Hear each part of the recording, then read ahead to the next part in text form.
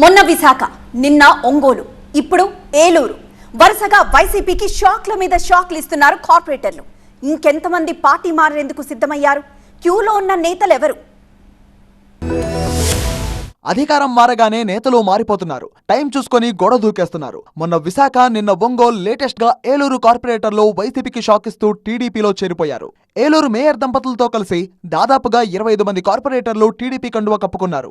ఇక సోమవారం వైసీపీకి రాజీనామా చేశారు ఏలూరు మేయర్ నూర్జహాన్, ఆమె భర్త పెదబాబు. వ్యక్తిగత కారణాలతోనే పార్టీకి రాజీనామా చేస్తున్నట్టు ప్రకటించారు. ఇక వెంటనే తమ అనుచరులతో కలిసి పెద్ద ఎత్తున మంగళగిరి చేరుకుని మంత్రి లోకేష్ సమక్షంలో టీడీపీలో జాయిన్ అయ్యారు. ఏలూరు అభివృద్ధి కోసమే సైకిల్ పార్టీకి జై కొట్టినట్టు చెప్తున్నారు.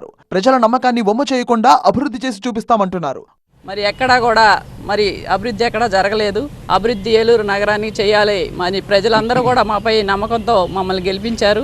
మరి వారి నమ్మకాన్ని ఎక్కడా కూడా వమ్ము చేయకుండా మేమందరం కూడా సాయశక్తుల కృషి చేసి ఈ 2 సంవత్సరాలు కూడా మరి ఏలూరు నగరాభివృద్ధికి కృషి చేస్తామని చెప్పి ఈ సందర్భంగా తెలియజేస్తాం.